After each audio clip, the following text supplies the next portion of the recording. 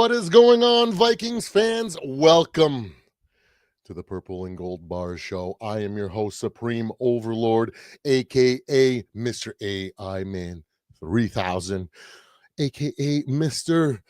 the biggest homer in Vikings history. Your number one spot for color commentary, unique perspectives, and all the hype you want to hear about your Minnesota Vikings. What is going on, guys? Sorry for the late start today. I had a last minute appointment that called me this morning. I had to I run anyway, work. Either way, I had to go to just work stuff. Anyways, I had to go take a client to Detroit this morning. So the fun part of owning a a car service. Anyways, that is why I'm wearing my Michigan stuff, because whenever I'm in that area, I try to represent, and most of the time people are a lot nicer to me than when I wear my Vikings gear in Detroit. So yeah, I hope you guys are doing great today. We are gonna start by reacting to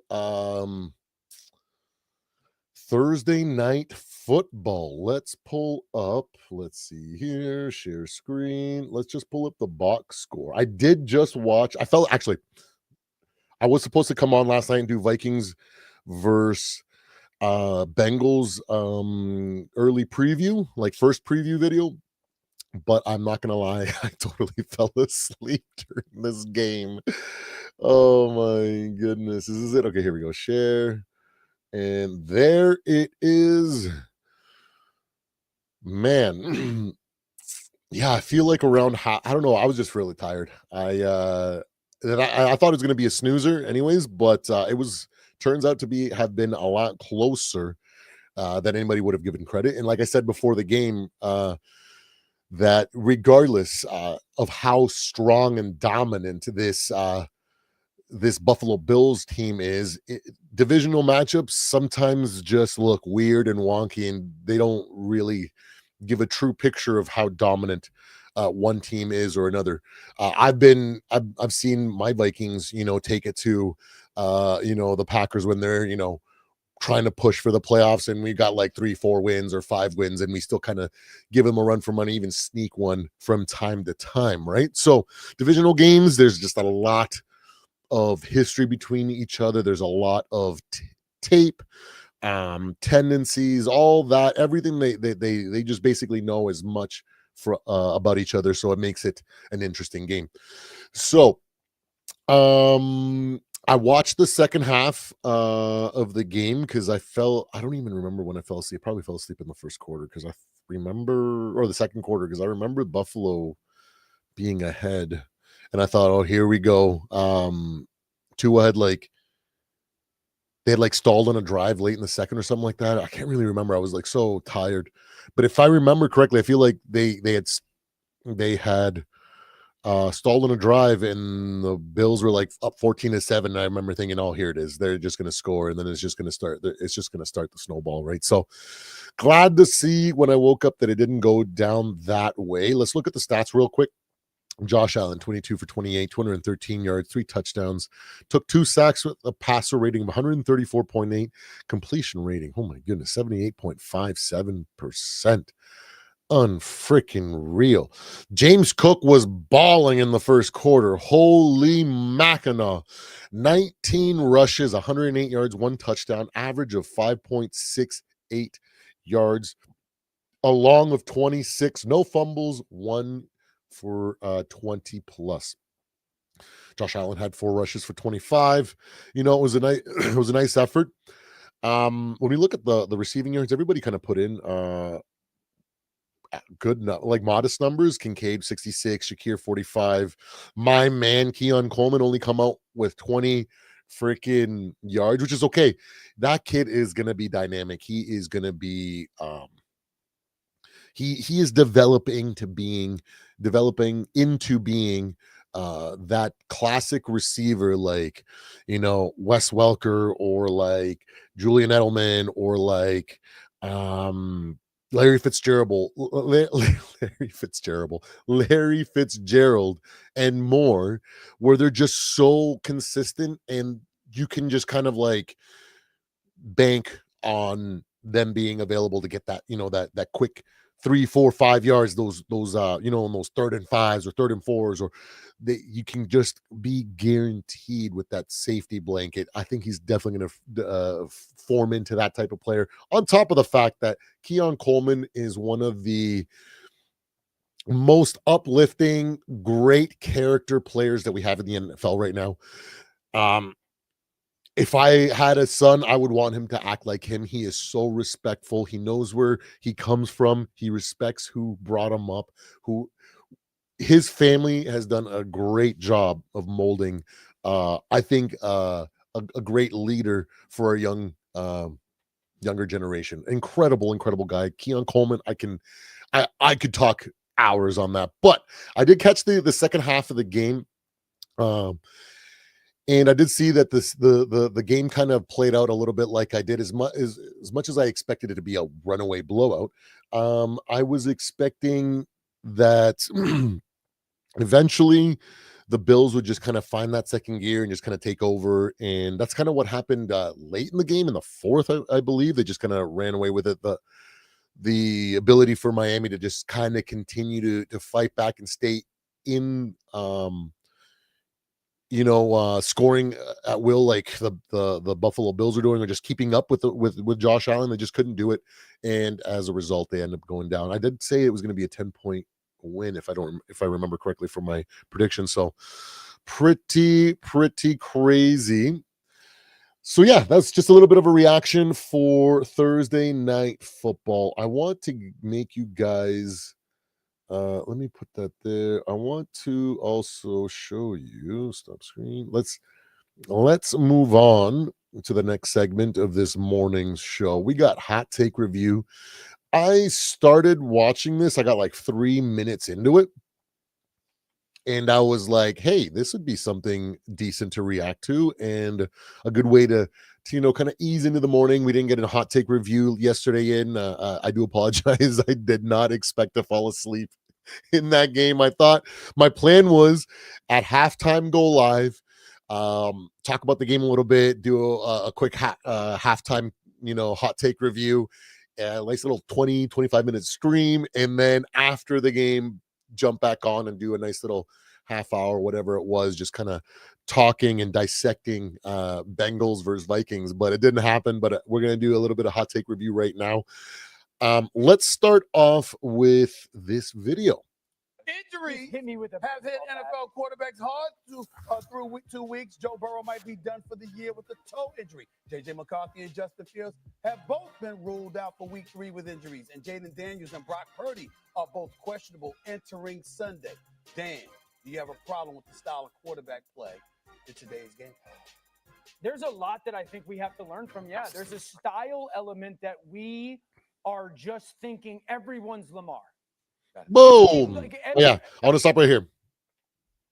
Do we think that everyone's Lamar? Is every offensive coordinator trying to build plays in order to create more read options or design quarterback runs or design plays in which when it breaks down, he can use his feet to escape and do that? Is that what's going on? I don't know if that's quite true. Maybe it's a little bit too broad of a statement. Because I wouldn't want to train my quarterback to follow in Lamar's footsteps. Like for me, Lamar is an incredible athlete. I'm never going to take away anything from his athleticism and what he can do on the football field. I just see his limitations, and those limitations for me are just too much to get past. His accuracy issues are just incredibly bad. Like, we haven't seen them over the last couple of years because their offensive coordinators and their scheme has done such a great job of developing plays and designing plays in order to maximize Lamar's strengths and then minimize his weaknesses. Wait, is that what Dan Orlovsky was saying here? That everybody's trying to do that, where they're trying to scheme and design plays for the quarterback's strengths and literally minimize all the weaknesses. But if that's the case, haven't every single quarterback coach and or organization in general focused on doing that? Like I don't know. But anyways, with me, I always notice that we I'm telling you, go look at every pass of Lamar Jackson's career and count out how many back shoulder throws he makes, how many times he throws into coverage, how many times he throws um even if it's a single man coverage and he puts the ball just in the right perfect spot for his receiver to be able to make the catch, but the defender can't get a hand on it. We don't see that type of accuracy out of Lamar, so they don't make him do that. They do incredible things at designing plays to where, Andrew Andrews or whoever kind of ends up breaking away from their defender and ends up being in like single or like one on or just like by themselves. So many times for me I remember a play from the NFC title or AFC title game where they lost, where right before Mark Andrews got injured, there was a play where it looked like it was going to be like a bootleg right, and Mark Andrews went out in like a pass blocking scheme and then broke out into space, and he was completely wide open. And that's the type of play that I'm talking about. They always look to scheme their players wide open, so like Lamar has the easiest pass to make. So that's why I wouldn't want. For me, I don't know. Maybe I'm just too outside of the box thinking. I'm not a quarterbacks coach or a football mind that an organization is going to trust. But in my just basic limited knowledge and perspective and just logical thinking, I wouldn't want to develop a quarterback like that. I'd want to have a quarterback that first can do everything in the pocket. What's going on, Mike? And can literally throw every pass in the book, because as soon as you have a quarterback that can do that, the sky's the limit with the offense. Inaccurate quarterbacks. I go back and think of guys like that I remember as part of our Vikings organization, like Christian Ponder and stuff like that. Like inaccurate quarterbacks, the ceiling is only as high as you can go when it comes to making schemes or play calling, stuff like that, right? But when you have a guy like Tom Brady, Peyton Manning, that literally can throw every single pass in the book, it makes it that much harder to game plan. And the range that the offensive coordinator or the play caller or the play designer has to work with is just so much wider. So I think I understand why Dan Orlovsky is saying that, oh, everybody's trying to make everybody thinks that their quarterback's Lamar. Everybody's trying to make him into Lamar. So maybe that's just my little rant about that, but you never know. Everyone's like, because we talk about these quarterbacks and some of the hits that they take, and it's not necessarily just the runner, and it's not necessarily just the pocket quarterback. And when a running quarterback that accrues a lot of hits gets banged up and hurt, everyone's like, well, Lamar was fine. It's Lamar, guys. Can we put him in a category of just himself? That's what I'm saying. He is too unique. He is a fucking unicorn. Nobody can do what Lamar does. So, of course, you're going to build and scheme and design around him. So, like, it's like, yeah, you can't transpose that on any other quarterback. So, I think I understand what he's saying. And I think that what's happened in Cincinnati over the past couple of years and what's happened, at least this week with Jaden, I do think everyone needs to take a step back. And can we get to a point while we celebrate the athleticism of the quarterback and the playmaking of the quarterback, also go back to a little bit of an old school thought process of, I don't ever want my quarterback to get touched. Mm-hmm. That used to be the way that we thought about quarterbacks yes, sir. in the NFL. 1,000%. I don't want him to get touched. And it comes exactly, off the heels man. of being with There'll never be another guy like Lamar. All he said was, I'm just at a point where if we can just keep Justin Herbert healthy, we can win a Super Bowl. All he thinks about is, I got to protect Justin Herbert. I got to protect Justin Herbert. I got to protect Justin Herbert. That's my old school feeling too. A ton of organizations that think that way. You got a problem with team building, not quarterback play. not style of quarterback play. Yeah. Right? Because we Hey, Ryan Clark with a random good freaking counterpoint there. Yeah, sometimes.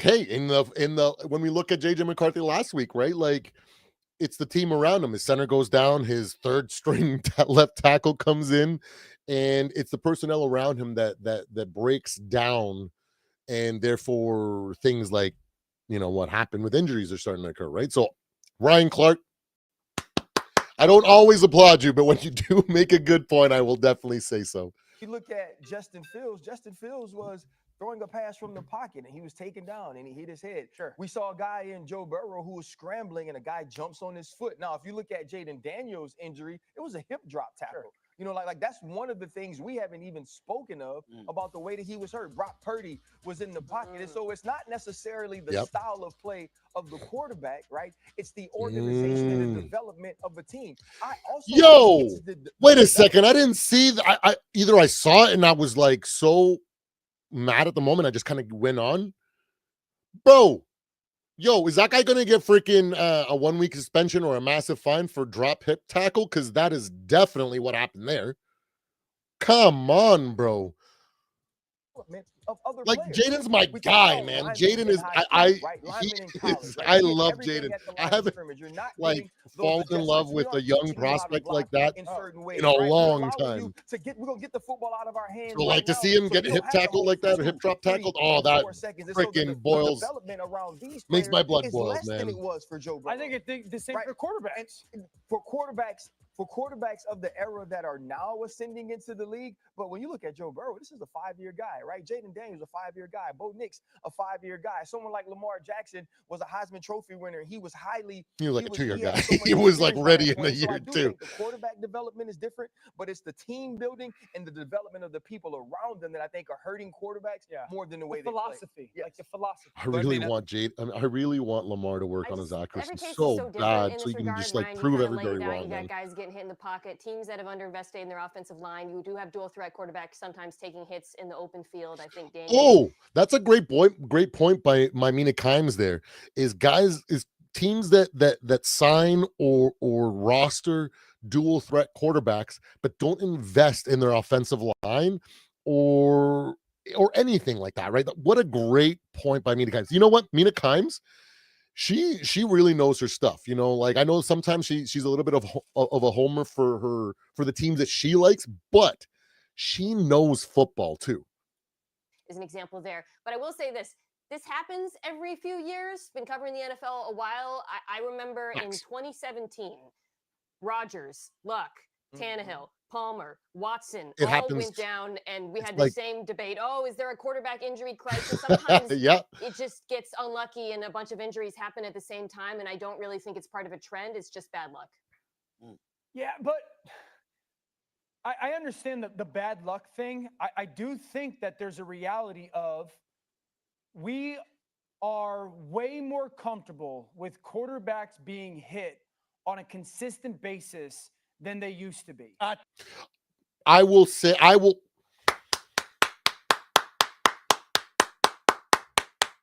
give this man the fucking sports Emmy right here. That is 1,000% true. I have been quite upset about this secretly for a while back. I think it goes back pre-Kirk days. I'm pretty sure it goes back pre-Kirk days.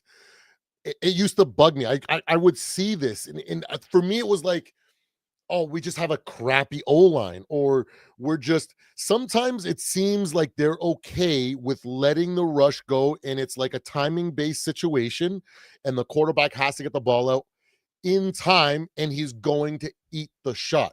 And it's like, what the hell happened, man? Did your freaking brains fall out of your ass or something? Like, Jesus. Sorry, I don't mean to take the Lord's name in vain there. My bad. But cheese and rice, ladies and gentlemen. Like, we used to I remember, like, there was a time when the backup quarterback wasn't as talented as we see backup quarterbacks today.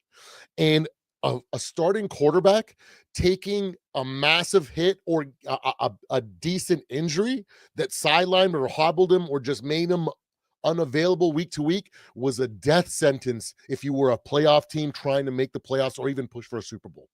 And we did everything to protect the quarterback, to not let any of that happen. There were times when the quarterback realized that shit broke down.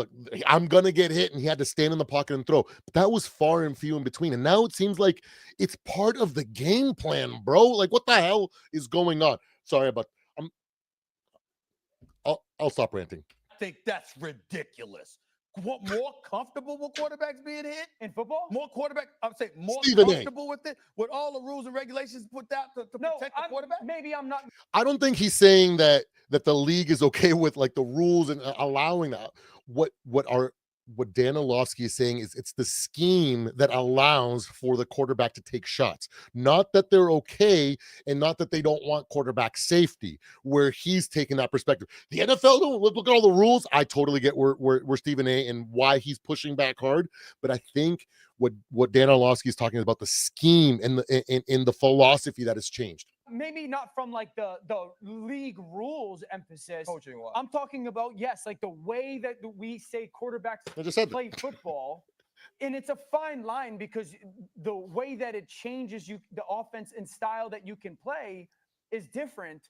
But coaches used to sit there and strain over, can we protect him? Like, can we make sure that he does not get hit ever? And now it's, well, can we run him 8 to 10 times a game? Or can we do all these RPOs to help our offense? And again, it's a fine because there's positives to it. But it's also too though when we are evaluating quarterbacks, that's part of the evaluation that pushes some people to the top of the draft. 100%. We can't say that we love what Josh Allen is doing, but hey, don't let Josh Allen do it. Or how do we protect him differently? We can't say that about Lamar. We can't say that that's the thing that took Jaden Daniels over in year one. We can't have people who actually knocked CJ Stroud for just being a great pocket passer until they saw him against Georgia and they was like, oh, he has that element too. He can be our guy. And so I think that's the difficult space that we're in, is because you can't necessarily protect like you used to. You have to find somebody that can protect themselves physically and athletically. And it's a you know what? I think I understand what Ryan Clark is saying here. I think he's saying that the evolution of the game has gotten to a point where the pass rush is that much better. No matter the scheme that you can develop on the offensive line or defensively speaking, it's just that much harder to protect the quarterback. So it's just an added thing of modern, or just a byproduct of modern football and the increased athleticism and skill set that these players have. Maybe I think that's what I'm taking from it, but we'll see. Fine line that we're walking of who is who and how we see them. Me not give you the last word here. Yeah, Dan, some of these quarterbacks are dual threat, but some of them don't have robust design QB run games baked into the offense. They were in the pocket. They just got hit. It happens. It's football. Some of them have good offensive lines. I think the Jets have really improved in that regard. I just think you can absolutely make the argument you're making for some quarterbacks in specific situations, but I wouldn't paint too broad of a brush. That's what I was saying. It's too broad of a brush when it comes to Dan Orlovsky's. Is that your way of saying Dan's a little bit in his feelings when it comes to the quarterback? We don't like them getting hit now. Let him have it. The NFL tries to let. I love it. He's dramatic. He's a bit dramatic. He's a bit dramatic. Do you need me to call General Hospital? I love the joshing and the leg pulling here. I mean, he's being a bit dramatic about. Yeah, I think you're being a little bit soft, Mr. Dan Orlovsky, too. But he also thinks he's perfect otherwise. The only thing I don't think I'm good at is wakeboarding and fishing. He's so humble too, eh? That is awesome, guys. Well, holy crap, I forgot. I just literally came home. After my last client, I didn't even turn any of my studio lights on. Look at it. I'm so sorry for lack of lights and it looking awfully blue down here. It's because it's my actual lights up above. They do the daytime kind of like blue, I don't know, real light they call it. I don't know. It's not the soft glow or like that orange glow that you normally see. But On next live coming up, I will definitely have my studio lights back on. I'll get into some Vikings gear for sure. I just wanted to jump in because I got out of the car. I want to make sure that I got in and got this morning wake and chill out. I hope you guys enjoyed the first segment of the day, guys. Don't forget to hit that like and subscribe. And thank you for joining me on the Purple and Gold Bars channel. I'll see you guys later. Take care.